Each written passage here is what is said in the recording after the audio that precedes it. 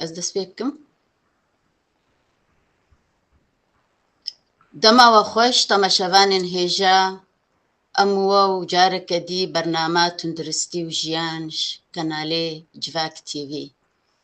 Xelekeke nû, mijareke nû, îşev em ê bore bin. Berî em dest bernama xwe bikin, em dixwazin îro bêjin sih û yekê Adarê bîranîna Qadî Hemed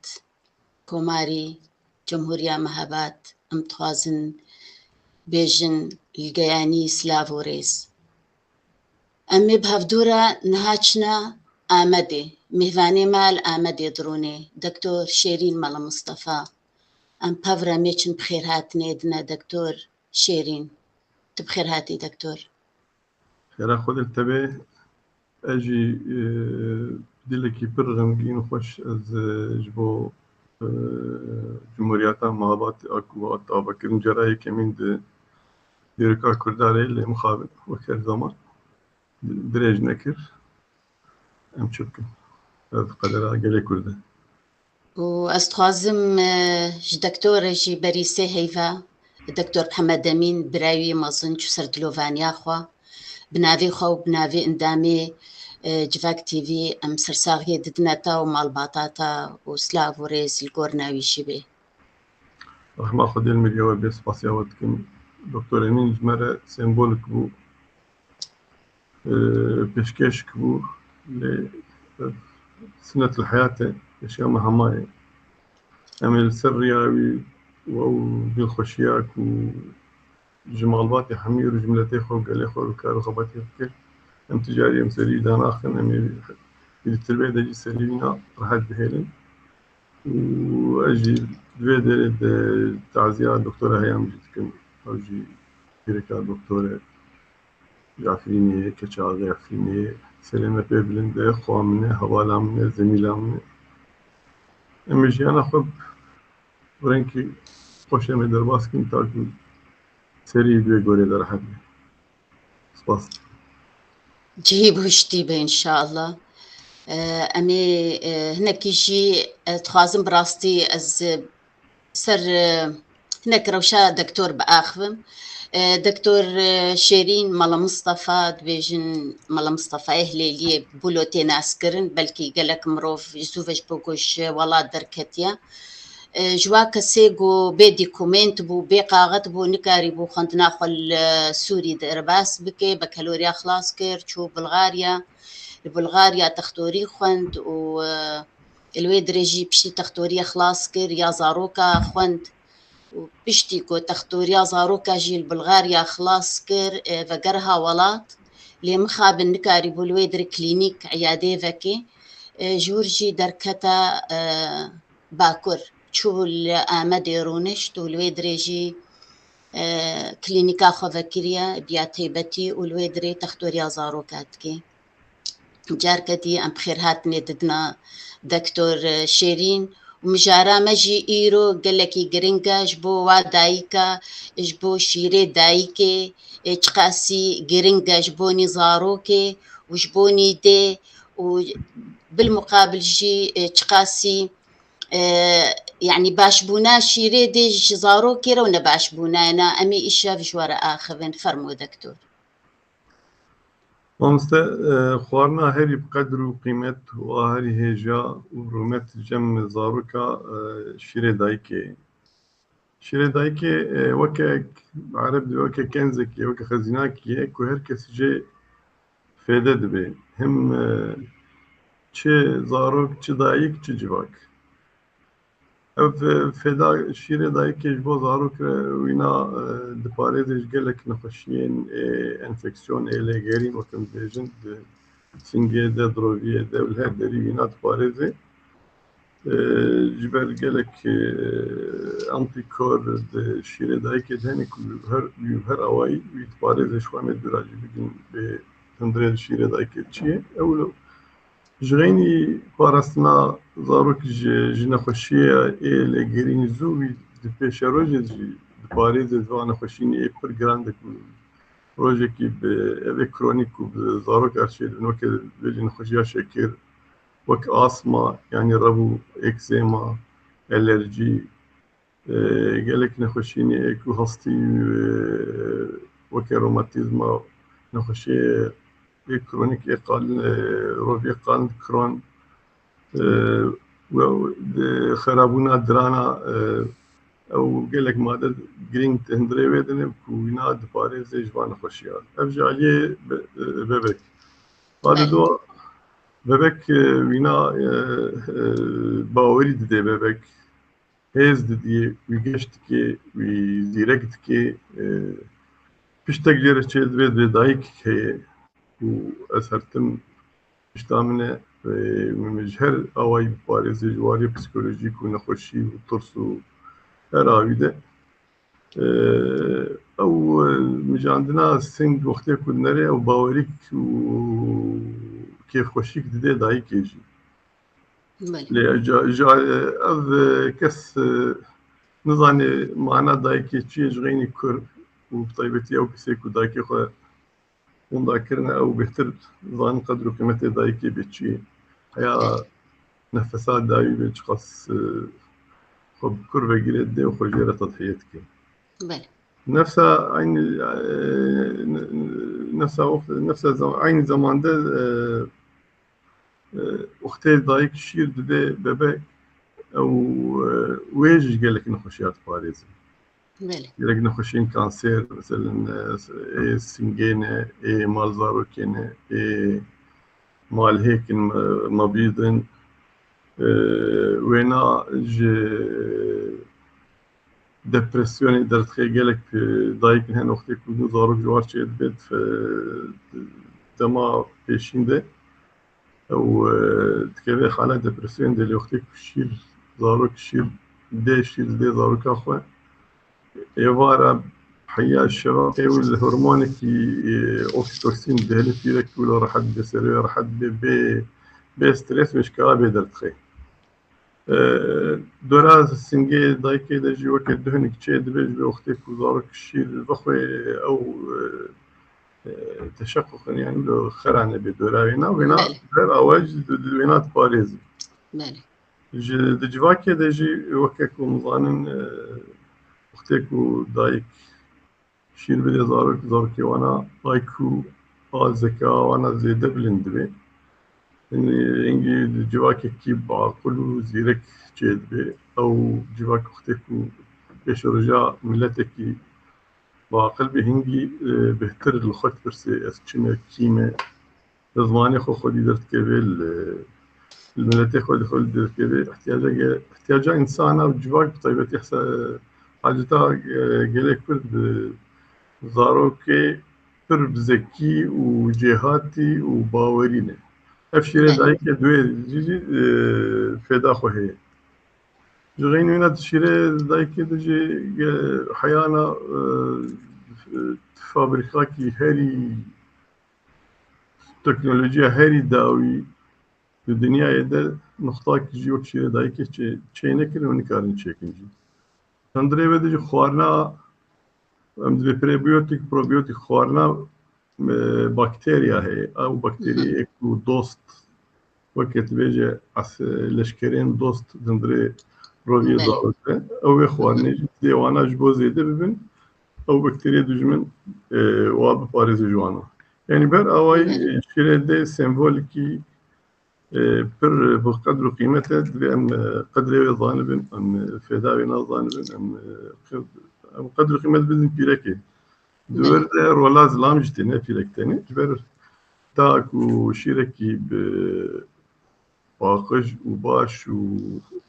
divê zilam jî alîkar bê di malbatê de.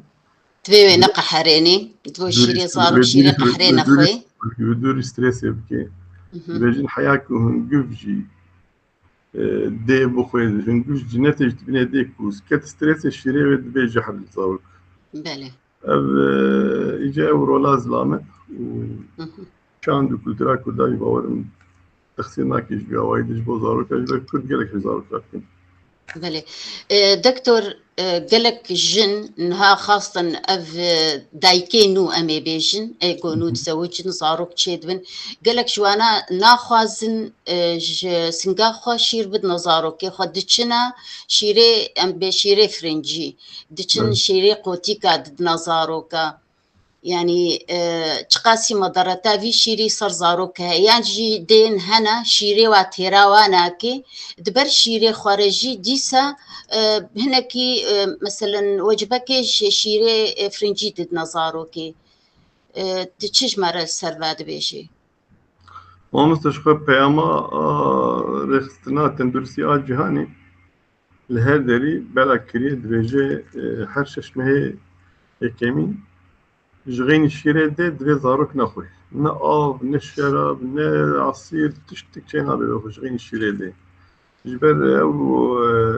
بشش مادة احتياجي بالتمامتي بيكتيني وتيرا يتكين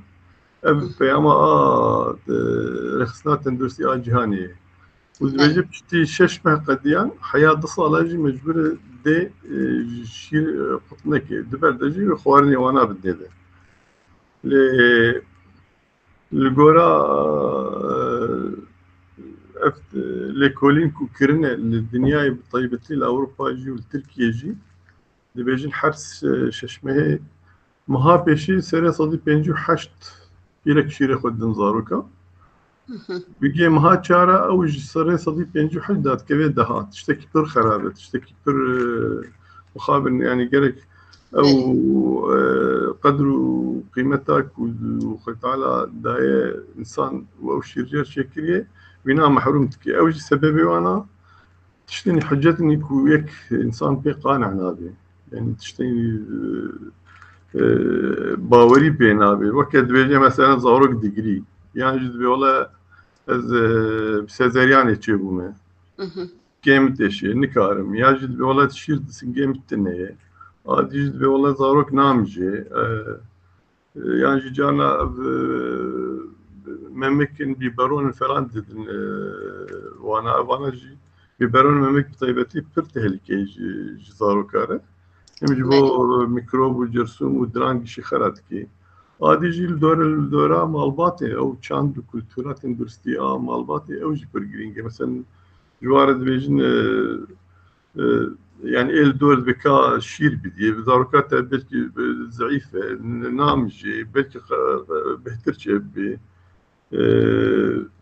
أنا قش دبن سبب إيه وبيلك جاي تشيكتكي يا جد بيجي والله شيري دايك زو تي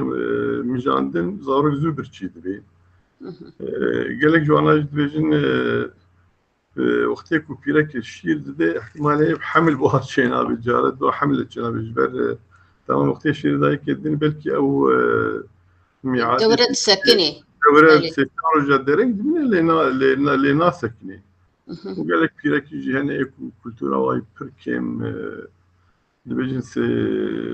سي شكله سنجيتي بهرتن وكا كوزمتيكا ويناتي بهرتن يعني جد بيجي والله كوشير ددني دزو زارك زو تيرازي ام شيار نابي يعني وانا بحاجتني ايكو انسان كان قبول بكي جبر او تشاند كولتور تندرستي بشيري ديش قاقرين جرك بيرك بريا يم بحمل ببخوينش ولا بله خاص او شير جرين جرك مالبات بخويني جرك دردور بخويني افجي وظيفة ناي سر تتني او وظيفة ملتك يا باجارك يا جواك جرك الهر داري بلعب وكان برنامج اكون دينن بس افجي يك جوايك وام بتشقا جرينج يعني بتشرنكي بدهم شكل بدنا دون مبي يعني هجر روجك امكانك هبه وقوتك ما هبه وولاتك ما اباب بي شوا انا سر باكيتش غارد سورة دينن دبك انسير كي او قتك شير امل دولو كاغت كي دوراي دين باوانا زرار زارو كاره واختيل شكله نر انسان تاثير خدور يبقي وبهتر بهبدا شيري دايك بله دكتور قالك زاروك نوتشي دبن رنجي وعزر دبي قالوا او ستم شيري دي ولا تشتكي ديها حتى أو زاروك دبيشني زركي بوا وجمع كلتور يعني او راس اللي متخصص تشكيديش بتشخص شيري دي جرينجيا من سروي هرم تشتي باشتور بين دور عم تشتي وخرابي تنزل خرابينا كيتشن نخشي هنا مثلا de çanda kurda da sing pesir ne organik cinsiye. Mesela madde biram diyeme wana civatı ki bu zaruk çedmiş şire xuddaydı. Cibotin Rusya zaruk. Ana iyice mesela dön bana xudda internet pirek sekretera partiya keskil Avustralya hendire parlamentede haber dedi و zarukayı destekledi و şiir dedi. Ev kesi heri manken eve ku foto eve model moda wana iyice süret adı sere deride de dersin şiirde yani dünya giş ketiye kariki ku lehder reklama şiire deyip ki بله li mesela şiire de u zerik çetki zerik çima çedbi camzaruk madda ke tandre xwine de jel bejin bilirubin بله او bilirubin vaqti ku bilind bu zedi şaşat dedi çay zaruk zerdi be dura dat ke ve 40 dat ke nav ke haya nav ke de tıp psikiyatrikte ne pişti nav ke İngilizce ve patolojik o fizyolojik zerik herkes irşedi bebek ki zerik çe derbas nekir ve dünya etne le kengi patolojik kengi tırsı vaqti ku روج حر 24 ساعتين بشيء زرك جيبي او انا وبر خرابت يجد ذيك الصدمه وانا برسيت معي عجبها شخويني يجي انفكسيوني يجي ايش اگر يجي زيدي حفت روج دهروج دربا زيده درباسو او جبجن زركا راكتي او جم زاروكا زيدي 4 درجه دوام كر يا جز ببكيك ونوز جيت بتحفته هيدك وبيشتيك روج دوام كر او بيجن زركا راكتي او جي سببه الشير بتشتكي يقولوا كميزانه زاروك وقتك حفت حر 4 درجه بيشي اگر شیره دایک ettin evi وقتی گفت پیرکی من نخوان سینگی خو بدون پیرکی و چنه وقتیا برچید بینی وقتی که شیرتنه بیزارک چیدی و لاشه زاروک زواد بی وقتی تا و شیر وانا دای بکرتی لی اگر 21 روز دوام کرد و جنب بکی هفت ماه یعنی 4 روز دوام کرد اوجی گلک سدمنی یعنی هنه مثلا enfeksiyon hene guater trid hormon sebebi hene enzimni kem hene genetike heger hemin normal bintiştikten evi hingi emi bejin ev şirede zerik çekiriye hayat daha fazla tehliketine cana zedeyi bistaçe bu ev hingi ev zerik tikevi hendire mecide Vina vi zaraki mecid derbas bengi zarar eddi hayal merne felc dibeli ev zriya şire dahi kede nagevi hala hani ev jber bilirubin şükür temamısı bilirubin ev RBC yani Kureyat al-Humra diğer hemoglobin dibe de parti hem hemoglobin hem iyice dibe bili verdiğin durat keve hendire xuyne de dibe bilirubin u çe hendire kezebi şkezebe çe rovia u durde driya psiyamazın da daveci بله ne cidisa vedgere driya idrar daveci au şire dayke cana ve dibe sebep azeli ne manayı ku şire dayke mahrum ki ne manayı ku beci valla ne de بري وصلت كن شهر روج بين روج ند داني دو كامل ربي عجب الشري دايك انا تشتكي بر ناراسته بله ونا يعني نا علميه ويشير الطب في حياه الشخصيه ناس في يعني نخش ناس في بله دكتور زاروكي بچوچك ايگون هانو تشيبون خاصة هام الأوروبا براسي روش نينا طافك نينا يعني فيتامين دي جلاشي دي جي كيم دبي هل بتوي زاروكي جي كيم بي الفيدري أو زاروكا بچوچك كان جيت كاري فيتامين دي بدي دي أنا الشيرة ده ما قلت يعني حرشش ما هي بيشيدة احتياجات زاروك حمي بيكتين اللي دتش ده كمان يكجي فيتامين ك واديجي فيتامين دي فيتامين شخب زاروك وقتين نو تشيد بين زكي ياخذ انه كهاد الدنيا اجتماعيا من فيتامين ك مليتخن 2 ملغ بله يبغوا بباريز فيتامين ك يفيدا بلكي إنسان جبو خلكي نظام أو جانا كو كيمبي باحتمال ينزيف شي تشيبي بله خويني هذا الفيتامين د أمج رجع حفتات الدنيا ده حيا صالكي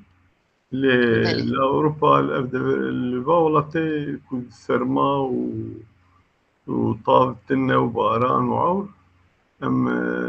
تقريبا أو فلور حياة سيصالجي أم كارم بدوانا وكا بروفلاكسي وكا باراستنة وكا تداد بله وديجي دبي خل خوارنا خو مخاطبي البسيكولوجيا خو مخاطبي حياة كو بباريزيج نخوشي جو زاركايج نورمال بين خوشي جيانا خو دوام بله دكتور شنا خوشينا ايگو دي بين خوش كبي ونكار بي ويتشاخيد في يعني من عزاروك الشير ببي جبو قوتي بيرا مثلا دايكي ما قو هناك درمانك يتخارن تقول شنا بشير بدي زاروكي بيجا نخاسم يكي يكون خوش بي كي جانا خوشينا ايقو ديج بني نكار بي شير خبدي زاروكا يعني بري حلقة برفرابو ما تقول قالك نخش يوم ما تقول ايش نادي هيدي الدنيا وهركس ناس كي بيشير شقا جرينج او مجال بهتر كيم دبي بس كان بيجي مثلا نخشيكي هنا ميتابوليزم ماجر بيجي جلاكتوزامين چیه؟ شیره دایکه ده شکر هی او شکر ناوی لاکتوزه و هر شیری دجی هی او شکر او لاکتوز دبي جلوكوز ودبي انرجي وكا بنزين شوات دخي عربية سيارة ده او بنزين او جلوكوز وكا انرجي دلاشي انسان دج ميجير الهدري جرينجي او انزيم كيم دبي او جلاكتوز دج نابي جلوكوز نابي انرجي جد جفيد هندري شدرد هندري شانو كي جفيد هندري خلايا دج جفيد بله كي جا خلي مثلا اي ميجي اي تشاف اي كزبارش اي قرشك البنا زاروك تشي رجع حفتا وك كتراك جعلات شو بيس بيس بونيكي تتحلي قلت كو شكر كيمبي إنجي جا شو برنامج من أوروبا والتركيا والأمريكا الدنيا يجي شيء زاروكي كو تشي دبي وك خوينا كي جا الصين دين سركات كي زوا أو نخشي جينيتيك تد خيات كي بعجبة هرمونية تريد كمان بأبنا خش بير بيرتني أو هنجي وقتها أذهبي أو تشينا بتشيله دي بديده أو لاكتوز تك بلا شيء ظهر كليد بيج جحر زندان وينا حياتاوي كي زندان أفج نخشيني إيه ميتابوليك نخشيني ديجي هنا مثل إيه إنفكسيون بطيبتي بري هيفة يعني إيدز جيل بيجي وقتكو ديب إيدز بي أو تشينابي بديده أنا خشيني يجي هنا يك بطرس شيري ديده أو يجي وقت بالفنيل كاتونري هنا يعني مثلا توبركلوز وقتكو ضايق بنخشيها سليبي بله أكتيف ده يعني وقتي نوبي حرب درجة بشي مشير نادي اللي بيشتي عند الدنيا ده وقت افضصال سر الدنيا ده كورونا عورك رشات هي كوفيد خوجي ندبو مانعكم شيري دينا ده بله دنا خوشي هري جرانكم وانا دين يجي هنا مثلا وقتكم نوتشي دبن انستيزيز خلا دبن كابن انتنسيف كير ده شو حالين فقير النت حاله حياة شير بديده ام دستين بومبا دستين يجي بومبا كهربي هنا دستا هنا ايمانويل هنا بله ومدرياسون دين ببك طبعا دنا خوشي هيري جرينج يكون هذه هيفا وجالاكتوزيمية بله اجي افجي هي مثلا جانا لكن هناك عمليات جراحة سنجي خرجت كن او شيرتنا شو بدي هنا شيرتنا بله يقدر يعني دنا خوشي هيري جران هنا بس ابن خوشي دي مثلا هيباتيت التهاب الكبد هيباتيت سي هيباتيت سي جي بري من دي انا مددني ده شير بله هيباتيت ب وقتها بيش خو وقتها زارك نو تشيد بي ام بدير هجر هذا ام تشتكن ام هم فاكسين ده وهم جي ايمونوجلوبين ام بابرد ده بله جبا زارك بارد وم شير ده شغل اني ساعات كي حياه ودرمان ام حاضرت كنتينا اشتني ساعات كي زارك شير خد دي في بله دايك شير خد دي دكتور الفيدري طماشافانا كيما برسكوي هيا سمير كور أهلا وسهلا دبيجي مع الفحوصات اللازمة لأطفال حديثي الولادة برساوينا شكرك فحوصات كي أبوك مقود بروتوكولا ولا طاي وقتي زاروك نوتشيبو بيري هديك سيزان بي زمرة دموي دي وبافتشي اگر دي نيجاتيف بي يا جي زيرو بي وباف بي يا بي او هنجي مرات ترسي بيبك زو زركي بيس خراب در باس بي بخوين كل هبني لأواكم مقول سيرفيكا غتا حشك نظام لاكي شخينا زاروك دستينن ألو وأم دخلنا غتا تبينج نخشي جينيتيك أم اف جي اف تشتي شخصي شنام اف دولة في باري راد بي شي بابك الدنيا تشيبو نخش خاني المعينة خاني العيادة المالي مجبورة رجاء سسيا تشارا وخوينيش بعنياي بسطين بشين سنتروم المركزي هنجي يجي كنا خوشيني جراند درباس من ايه غدة وكيم جو جلاكتوزيمي فينيلو كيتونري وانا خوشي ويبدل وانا ليه اگر زاروك الجورشا زاروك دبني زاروك روشاي باش بي كبيشي مكابيت ليدخن ام بيجي رجا سيا تشاراول ام الجور وينا ام بنر هجر ذلك ويعني نخشيني كونامجي وبحال بي او لأبا بطيبتي أبا بوزارو دكتور برسكتي هيا دبيجي كينجي متى ينصح إعطاء اللقاحات اللازمة لأطفال حديثي الولادة كينجي فاكسين بدنا زاروكا يكونوا تشيدبن وكيجا فاكسيني قالك قرنك بديوانا وقت شوم قلت ينزاروك نوتشيد بي زركي هيباتيت بدني ده اشتي مهكي او جرعات الدوائية ما هاش اشياء من الدنيا ده بله توبركلوز او جرينجي هيموفيلوس انفلونزا بي جبو من جبو التهاب الصحية من جيت جبو بوليو بوليو اوجي بر جرينجي جبو مانجو كوك نخش بر هي اوجي بله بر جراني او مانجو كوك انا لاوروبا هي الكردستاني وانا بشكي كماسي بالكتير هي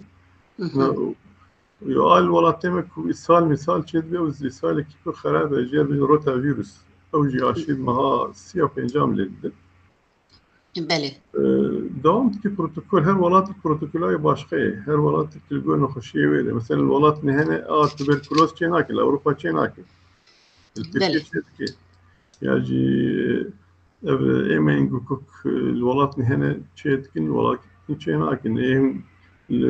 إيتشن دربي ولاتني أفريقيا وأنا أو لقاحاني واني خاصة هر ولاتك بوليتيكاوي وسياستاوي فاكسينا جداية نوكل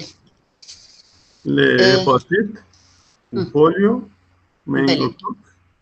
وروتا الصالة في كمية بر ديفتيريا تيتانوس أو أنا بله الهر والتي يعني هم وكذا بله أو برجرينج بو سوركا ميلز أو جي يعني بحمل دولة شيء كي برنامج أوتوماتيكي avec وقت بيجن لوكس إكسترا أو مينجو كوكك وفينك بهاي وروتا فيروس يعني بله أو شكاو ولات بربهاي نكاري بديها كثير بخوض البري خبك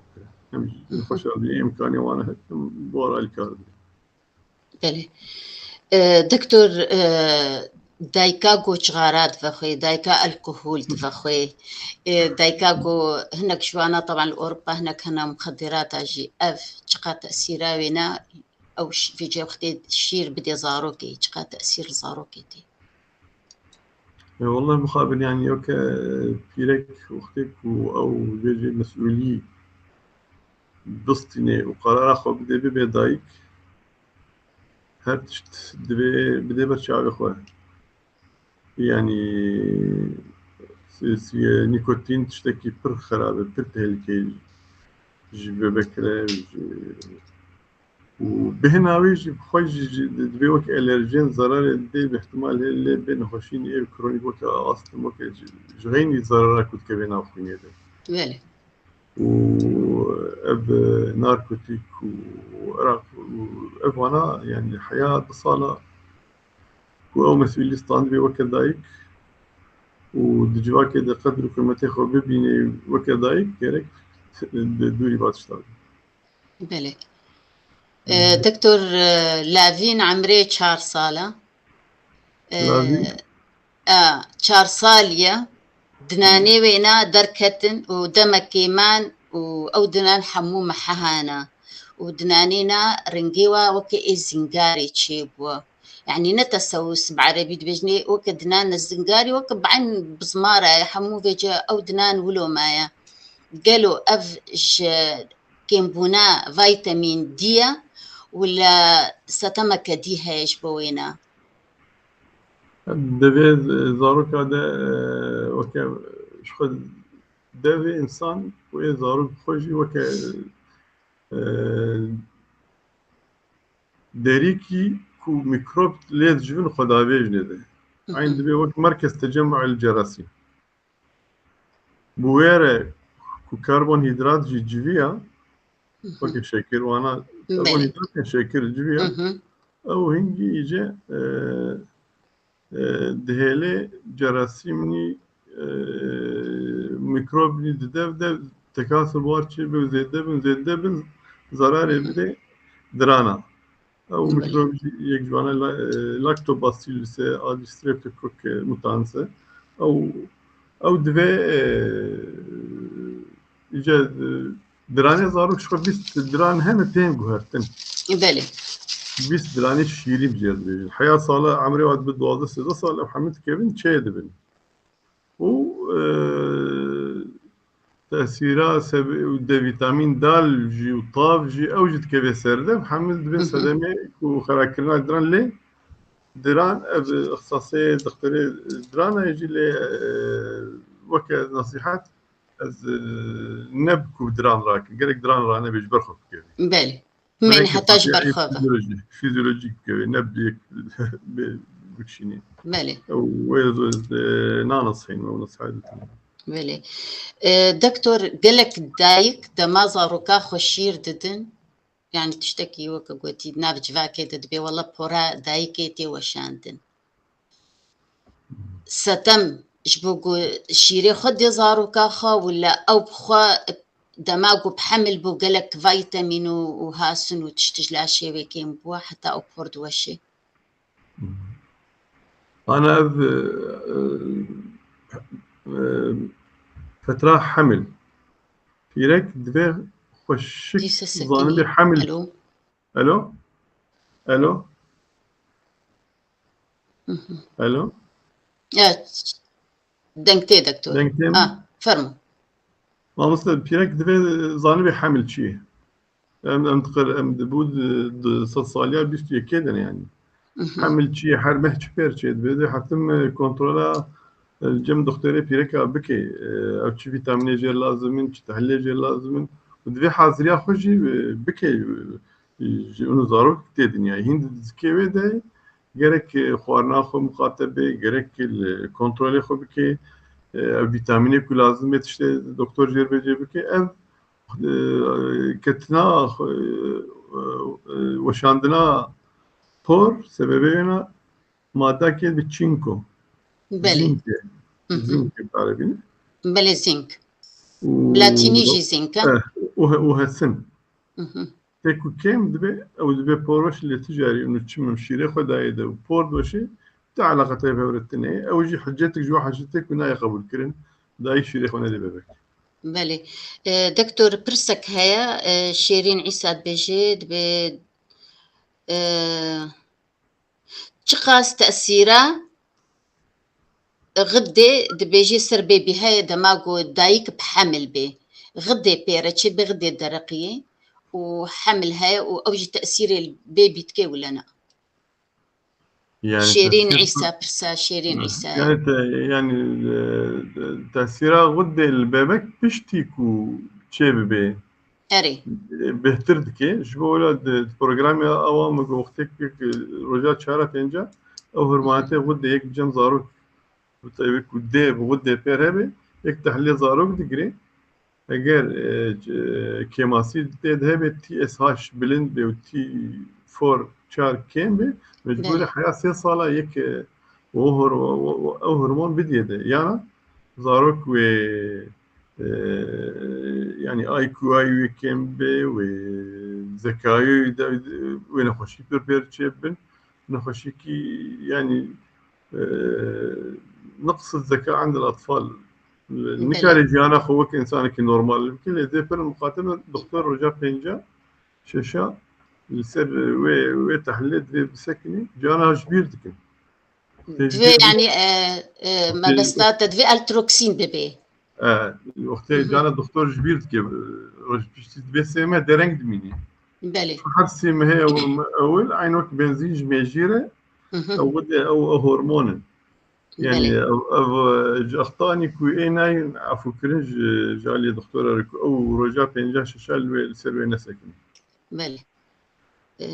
دكتور برسك دي دبيجي هل يسمح للأم أن تأخذ دواء ترضع طفلها؟ يعني دايكن هنا مثلا درمان دخن وتقارن زاروكا خوش الشير بدن تأثيرها بليها ولا نينا ما كل يادي يجي بحث كر. يعني كو دايك نخشكي كرونيك بير هيبي وكي ابيليبسي وك صرع ودختيب حملة دجي او علاج خد خوار ابيليبسي بله صرع نه أري او درمانه خد كاري دوام كم شيري خبيدي دجي عايقة ليه بله اشتي بحملة يجب صرع بيرشيب ونخشين درمان مثلا وقت دباكين كو بدنا ده او هيجي مجبورة بسكن الشيرخ بله يجي كيموثيرابي بيرك هنا بلوسيميني نخشي جران كيموثيرابي هنا راديوثيرابي بله بري راديوثيرابي بدي نخشا كانسر آدي بسيروجات في شيرخ ندي مش تواجه بسيروجات الشيرخ ندي بله يعني بشكل كنا دايم بشكل بله. دكتور جرك دايك هر چند ساعتا شيريخو بدي زاروك أخو شبر قودين هنا هم زاروك دقري سنقاخد خيدة بي زاروك كده ولا جرك يعني ساعتنا محدد هبي دكار بيشير بدي زاروك اگر شيرة دابي وديج الخم قاتبه وخوارنا خم قاتبه دون كنترولا دكتور بيرك هذا حملة خوشي كربي ومجو چاندا تندرستي بيرا بلند بي رقم تني ده جايرة دوازده جارة بله تني كنجي زاروك شخو وقتك ودقري ده بيخوش جاريني او زانيك وشير جير لازمه بله وكنجي يك زاني زاروك برشي يعني برشي نكو هو هر بقري برشي بي يعني هر ساعات نيت كده ميدا معدا زاروك غالاتكي جنابيرا حياة دوازده جارة كاري بديده بله يعني او شبقو حسابك بس 4 ساعات هذا جيش بر 6 ساعات 4 ساعات دايك رازي بله يعني 12 جار رقم کی باشه بله لی خوار الشیره هری باش و ای هری گرینگ و ای هری بقدر و قیمت ایواری حیات 5 شبقه بله ایکو دول زارو بخه هورمون پرولاکتین زیده وقت ثورة كشيت كي بله هاري باخذ وهاري قدر وقيمة 2 ساعات دي بله دكتور قالك دايك الشير هزو يعني دبينن وقتي ددي زاروكا خا بيرا او زاروك دفريشه قالوا او شيري زيدايا تافيجي ولا ستمكديها يعني حياة شش حفت مهاجر جم زاروكا برشاندين كي نورمال مجد رفلو او وقتي كنت ريفلكس شيد بيري رفلكس تشيد بله نمعنى يك جي قطكي شيري دي زاروك وقتي كتير مش خناقص بله نيزيده بني زاروك ديت شيرتير خواج بشتي وبليزي بله وبزدت تجاري دبينا ندوري سيريسنجي دايكايبي بله او منطقة قهوة رش حمي بقريش بو غاز جيتشي نبي وقت كنت بله شير داي جبو فالابون شي دبي وقت شيرين قد دستيني غاز غاز كفي غازات بيرشي دبي قولين جدبه ولنج دبي زاروك دقري بشتي بله زاروك دقري دبي والله شيريم ليناي نابي سوج من يعني جدايك يعني نظام تكنولوجي شيردان بلكي نظام بي يجي تكي سوجي زاروك والله شيريم ناخوي نظام تشتكي بله اواد بيجي حياة شو اسمها نورمال بشي زاروك بشارلب كمشيها او برشان شغل سكني بله او الفلوكس او كنجي دايك جرك دست خوارني دبر شيري خورا بدي زاروكي مثلا فيكي بدي دا تشتي كلاندي وكسيفي كلاندي جزري كلاندي باعتبار هجر شيري وينا كيم ببي الفيدري جرك بديلي شيري فرنجي خوشي بي الترناتيف اي شيري فرنجي جرك تشبي ونص حياة شو اسمها او تشينا بافجي بدي زاروك والعرضي خيجي وا اي بيقول لك يعني الدمس بدني ده كامل بدني ده جينا بيشتي شش ما اجى شيري ده سرير صدي بينجي شست هفته ترى زاروك كده برد يجي خوارن بدني مثلا هنجي بتشني السوال بدني وك في ماست بدني ويعوض مثلا هنجي كاري بدي هنك أضافة كي بدستاتشي كي بدي ده بشتي مها وانا يجي هدي ويقع تير بكي خوانا تير بكي يشي بعلمنا بخوانا تنك دور يجي اي افي وكانه تشتي افي هدي يجي هيني اي جران اي تير بكي يعني بشتي شش مهاي بلي بدي دكتور صار صفري ده شهبه يجروني بالمالباتره زاروكن هنا دماغو سر الشيري دياخون سنجا دياخو خوارني ناخون يعني حتى عمري واد بيض صالجي هي بدياخو بسنجا دياخو بقريداينا نيزيكي خوارني ناخون جرك ديل فيدري تشكي جرك تشاو اريكاري في زاروكن بكي وفيري خوارني بكي جرك دي وقت بشتيشش ما نشرت الجدة قد حكساغ بديدة رجع فيش كيفتشيك بديدة يهين بكي رجع دواد كيفتشي سي كيفتشي ودرجة التجارة عيني نفسها سائل دوين وي عصير دوين دي مثلا برتقالة بدي بشتي بيجهرتن حرتن بيجهرتن جبو بالاقنا بكشني سر خوارني وهين بي الصبر لازمه دوي صبر بكي دوي ويبعلمني دوي وهين بكي كسارو كتنكو خوارين اخوي بس تكنولوجيا دي وبرولدر دي دوي رولكي برمزن دي بلي كيف شي بدي ده اللي بيبرون يعني او بيبرون او اري ومامك او بلي يعني بقري دكتور بالعرض شي ما بتبديده. دكتور گو شیره دایی که براستی نبی یعنی نه انه والله او دا شیره و نبی گرک الترناتیف الفيدري چی بی گرک چی بدیه دش دیلی با alternatif şireki yani haya saleki şire çeleki em nadin zarok haya saleki em hüngüv nadin zarok haya saleki em spiya heki em nadin zarok şire heri nezik dayike ev hazar firma hene ez ناخذ من نركلام وكم ننابي وابين بر كيفامي جار الشيري قد كان لاي اری ليه یعنی يعني هي مجبوره بینی هنا مجبوره يعني هنا ان زيكي شيري دايكي قالك فيرماني يولو برخبتنا نزيكي وتشكنا اللي تجاري نكار بكن وقت ضاملاك شيري دي زين شو ما نابوك شيري دي يعني شيري دي تنابي جو والله خلاص تركيباي ابا جبرت شيري دي ديناميكه بله ايرو شيركه صبا شيركه حسب خوارنات خوی دایکنا حسب خارناوي حسب نخشيك ودرباستكي حسب بسيكولوجياوي زاروك اختك او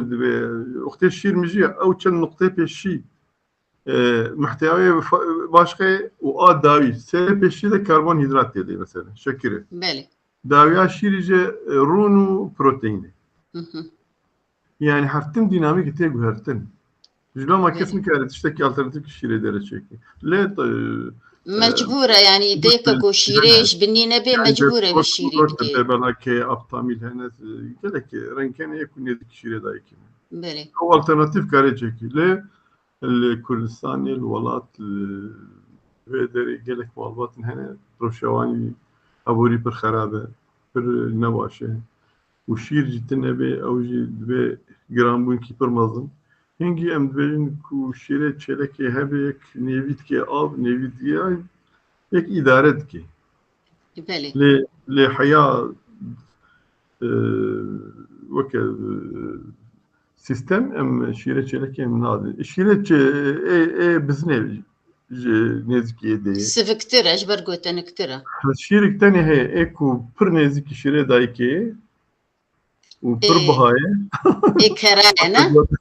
اي كريم كريه بله باور اري بك بر بقدر قيمتها والشير او بله سكاف كوزميك وبارفيوم وكريمات هري بها الدنيا دي جي كريم لروسا قالكي هابو دان تفروتن برا راستا حتى كان بانير جي حيوان شيت كبر قرن باش زاني بر ملايمة بله حتى قيمة بارتيا كراتشي يعني برساني كي بله في راستا حيوان كي بيزرار بله دكتور او نايدي تنشيري كرين بر بهاي تدبر التانية بله بحسا كيلو كي $1000 تكرين او كسوان كاري ويشيري جي بيني اي شيري كراجي كاري بجزارو كيخوا او جي قالكي زورا نانا اي تشيلك هذا الترناتيف اي بزنا كوبي او جي بشكين جي تشيلك تشتري ليه بله دوی بخبته دوی مجادله بکه دوی شیر بده چه قاسی دیش مجاند او قاشیر چه بله چه قاسی بمجینه او بهتر او وکه سینیال چه مجید چه هورمون پرولاکتین چه دوی و شیر چه دوی دوی مجادله ما و آته و هر کسی انو دوی دایک بخبته و مجادله بکه و کدا خبده جبو کشیره بچه بله دكتور او زاروكي نوتشي دبنجي قالكي جرين ساكن هند بي هواتار هي هند بي قولين جيبونا يعني الفيدريج برغو زاروك كبتشوش كيك نساني تشجيرة بكي نورمال قولنجا ولا قهتارهن ولا هردونا سر صدين نوت نه كوليك مجربين قولنج او چما جبر روبيه زاروك ببك نو چه بنا نوك كي مظن عمري 3 سالي 4 سالي بله نكاري هر خوارني بخوي او ديواري روبي وك شهات دي بتنه مجاندن كم دبي انجي شير دور دجبي غاز چedibin kolik چedibin قولن چedibin او درمانه وجتنه درمانه ده دايك او بشاي هنا بخوي ومساج بكي الدرمان نقط يعني وكا يجبو كوليكي ضامله بحزاره هنا ليه حياة بله ضارك شهر مهتين ما خلاص نكي جوي غازي هنا خلاص نابي يلك بله نخش نهبون صبي ذات النيرو ذات إيباري ذات جار كيك هاد جوز الجمت المال به المحيية بسكن دول هذي بيمتن يعني جلو ما دايك باشقي بله دكتور برسك دبيجي محمد عصام درويش أهلا وسهلا دبيجي تقاسي ما هو تأثير إعطاء العسل للأطفال أقل من عمر سنة عمري صالك كي أختيك هنقف دا زاروك أو هنقف احتمالي ما داك جبر أنزيمي روفي هیچ گەشت نەبوونە پێش نەکەتن ونکارن شغلی خۆ بکەن ئەو باکتێری کلۆستریدم هەیە ئەو دەهێلێ باکتێرێکی جرسومیە پر تەهلیکەیە زارۆک احتمال هەیە بێ سەبەبا مرناوی خۆش کلۆستریدم دیفیسیلە ناوی باکتێری بله ودراجي أو أنزيم الدروفيدا إيكو كربون هيدرات بمجر لاكتازن أميلازن وأنا أوجه هن بمرحلة التطور بله نبوني وأنا تشي جلوان بيجن حياة شش معها شيري دخلت على شكل جبو ويروي بله تركيبات تيوي وهرش تيوي وأناتوميا روي حمي الجور هف شكلية بله غلطي تتن التوازن كده هم الجور كيف أخون كامل كابي بدي كابي بدي دكتور الفيدري الأوروبا زاروكي قدتشنا الفيدري بكيندغارد بعربي بيجني روضة حضاني قالك أفزاروك هما دتشن ونخشت كافن جمو أنا أخشيك هاي الأوروبا دبيجني دا قريبا معدي أفسد أميويتش إيش جماريا إيش مثلا فيروسا بكتيريا جرثومة يعني تشي أفزاروك دفريشهن وسهال بوارا تشي دبي براستي قلكي أفزاروك بيتي شهن يعني كيندرغاردن نل أوروباتين التركي يجي لهذا يجي نخشي واني طيبتها التهاب الصدر الرئة هنا وقت قريبا ميدي لأن قريبا معدي ترمينولوجيك يقولوا تنهي وتنقليش دكتور يعني أو جير تنقلي روتا فيروس أري يعني أو روتا فيروس أو دو فيروس كحلزون يدهلي التهاب دروفيت شيبه وقت التهاب دروفيت شيبه جاء نقص المصاص شيد تخوي دافي جاء إسهال بيرشيد برشان بيرشيد جفاف بيرشيد أو دوید گویا کیندرگارد ناده أو مامۆستای کولسەر سەکنن زارۆک دەستە خۆڵاوێت ماسێت بێ دەستێ شوشتن هیژێنە یانی 24 ساعت دەبێت دەستێوا بشۆن دەستێ خۆ بدن هەر دەستێ خۆ بدن جلێ هەر قفلا دەری بکەن بلیستکێ بلیزن سەر ماسێ زارۆکە خۆداوێژن ئەو هەرتم دوێ سەروابێ هیژێنا دەست هەر تشتی مهمتر 24 ساعت دەرمانەی وێژتنە بەر ڤیروسێ مادچاوە دەرمانەی گریبێتنە دەرمانەی وێ نەخۆشیشتنە دەرمانەی وێنە ئاو بەخۆی ئاوژی ناوا تەنێ وەکە فۆرمولکی ژمارە کاری بێژن و لیترێک ئاو بکەفچیە خواردنێ شەکر نیف کەفچی کەربۆنات و نیف کەفچیژی خۆی هنگی عین دەبێ وەکە سێرومی بەێ وێ ئاوێ هێدی بەخۆی ئیژغین وێکونی کارم بێت چێکی پاکتی حاضر هەنە گێ وەرال هەیە دنیای خنابێتەکە تەداوای ئاوە و پاقشبوونێ لێ مخابن شەفتکردن زارۆک شەفتکردن يعني أو أرينا أو نقلنا مزنا شيء مزنش بيت كافن يعني أو التهابارو فيها مزنا شيء دبي بلي جرسمة هاي جا الأوروبا أبنا خشيا شركة كل وقت تشتغل نباورم هذا أبنا خشيا فيروسية ودهنا بيرا حفت حشر وجاده باش تبن بلي شخوار ما نقوم أو فاكسين جبوينا هي مهاسية في جادة جبوانا باريزن ليجا هني كان الخط هني القناخ بلي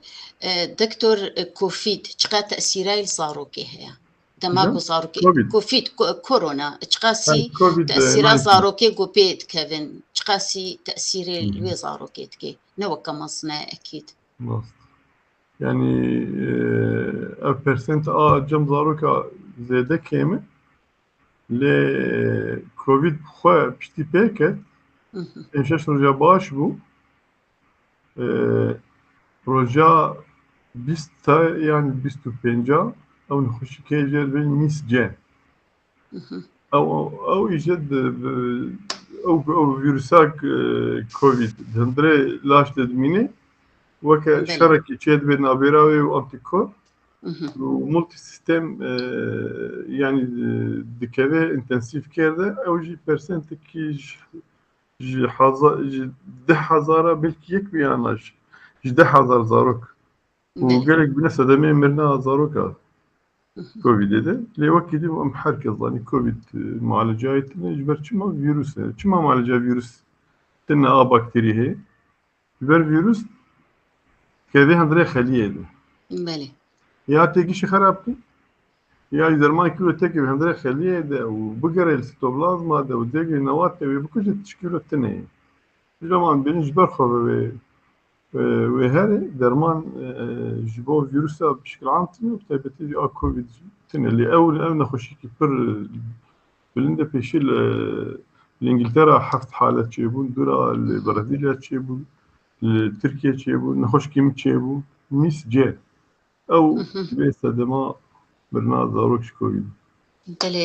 دكتور برسك هيا سمير كورد بيجي كيف يتم تشخيص مرض الأطفال من قبل طبيب الأطفال بالرغم الطفل لا يتحدث حتى يوصف مرضه نتشاوى دكتور زانبي بخدای yani من تعویض مثلا zarok أنا زنزانم مزنا معينك از هين بو مثلا بشي مثلا zarok وقتی نوچه دبي أو حركتني zarok يعني چا نيجي خود چا زكيش بدرشة بنارشة أو يجي خوندنا بله وضوء صار تجربة لي تشتكي خوشترتنا هيك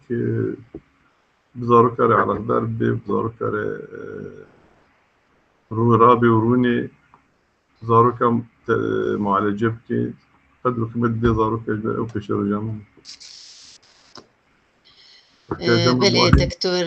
برنامج دماما برخلاص بونية سپاسیاتتکن بس بناوی خواب بناوی اندامی جواک تیوی ام سپاسیاتتکن تبش داری برنامه ما بوی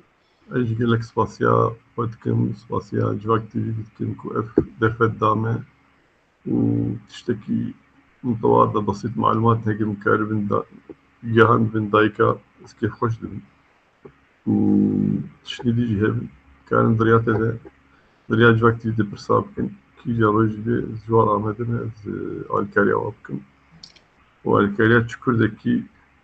شزارو كي كل كي جا ولات بيجي فرناكي چل باشور چل باکور چل روجلا چل أوروبا حمزة كمان أو هيفيا مدواد هي مش بير كراس بيجمة ما شفانا كداتا ام وندانكن دكتور شيرين هرسال بايات بيتشي كردستاني بخو امبولانسي وتيمي خوي تختوريه وبردستيكي وانا تشن چارو جار كردستاني دنوروزي ددچن ئاریکاریا وا زارۆکا دکن ئەو زارۆکی لۆر نەخۆش دکەون ئێگۆ دکەون بەربارەی وادرابن ئەم سپاسیاتە وردەژی دکن دکتۆر إن شاء الله روج كم ڕاستیکارێکی كاربن هرب پیرۆزە لو جواج الويدر جي زعما دنا ئینشاءالله ئەم دريا جواك هێڤینە جديدة دريا منظمة ودت شيء على الكارجر ئینشاءالله حاضر يلا ساوێ شركة جورا سپاس فاصل جورا سپاس گەلەکی ئەم صابرت سپاس سلااوڕێز بمێنێت خۆشیەدا تەماشەوانێن هێژە حتا خەلەکەکە دی و مژارەکە دی ئەم هەفتورە شەوا بمێنێ خۆش